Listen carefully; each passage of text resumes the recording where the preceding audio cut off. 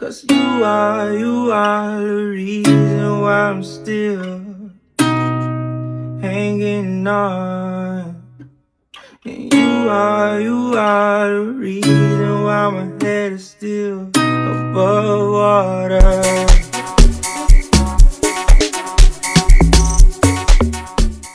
Hey, Oga, I need a back up for you. Come on for the Ubi. Ubi. I said I need a back up for you. What's that? You did the step. Ubi you. Oh, now they the step. I did the step. Okay, be my car. No lie. Where the hell you do? Now they the step.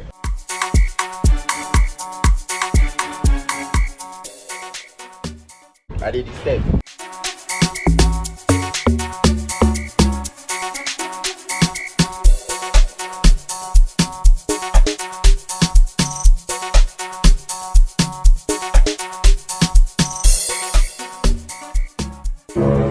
Baby, as I come, I park my car for you. You be mumu. Where's my car? He shot you. You see, this life inside. If you don't know anybody, you no go fit touch him like that. I park my car for you. I know they see him. They don't know me for this area. They don't know say I be made. They don't know say I be made. Go ask that man. Masha.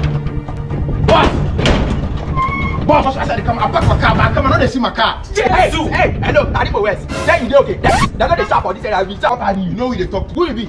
Made in Ghana. Yeah, made in Ghana. No, therefore, hey, wait. Therefore, not made you in Ghana. Therefore, made you for Jupiter. We made you Pluto. You like say the math. That's how you have the grace. See, if I slap your face and you go see your period.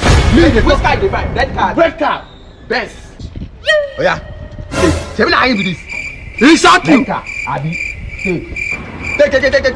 You tie up for eyes. What are they tell you say? They let them park for waiting the right car. You ask me say what's the park for them? You do as waiting the right car. You ask me. I tell you. But that what you try tell me be my own car. That what you tell me. Say, Oga, if you want to collect your car, you go bring 500 million naira Ghana cedis. How many times would they tell you before you know that Nigeria is not for you? So it is not well. May God not allow them. It is not well with my soul. So for the owners, their slaves were worth everything to them. Number 5. The mortality rate among slaves was very high. So their owners would often encourage or force them to have children. Even at the age of 13, females were expected to begin having children to replenish the slave stock. They were expected to have 4 or 5 children by the age of 20. They were often encouraged by their owners to do this with the promise of freedom. Number 6.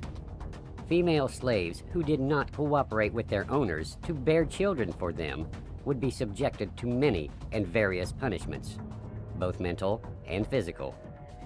Number 7. In some instances, the females who bore children for their owners were given gifts, including extra clothing, the withdrawal of any harsh treatment, and sometimes, if their quota was met, freedom. Number 8. Women who did not or could not bear children would not be given any breaks or rewards that were given to mothers, and they would do the same work on the level of men. Number 9. If a woman was deemed infertile, she would sometimes be separated from her family, and owners would sometimes split up married couples and require them to choose new partners. Number 10. Male slaves at the age of 15 were inspected to see if they could breed well. If it was deemed that they could not, their testicles would be castrated. Over the course of 5 years, each young male was expected to get at least 12 female slaves pregnant. According to the slave narratives, a male slave named Bert was said to have fathered over 200 children. Number 11. Plantation owners would often take the pretty female slaves and put them to work in the household. But if the owner showed affections or gave favors to the pretty girl, his wife would subject her to torture. If the pretty slave bore a child, the owner's wife would behead that child. Number 12. To provide entertainment for his friends, The plantation owner would sometimes arrange orgies among the male and female slaves. His friends would be allowed to join in them. Number 13. A slave wife could never be faithful to her husband, as most owners demanded she have affairs with other men, nor was she allowed to remain pure or virtuous. Number 14. Some male slaves were purchased by their owners solely by the size of their penis, and the black men were often raped by their gay slave owners. This process was called breaking the buck. And finally, number 15. Not all owners abandoned the children they fathered with female slaves. Some would provide them with education and money, and some owners even set free their mistresses and mixed-race children.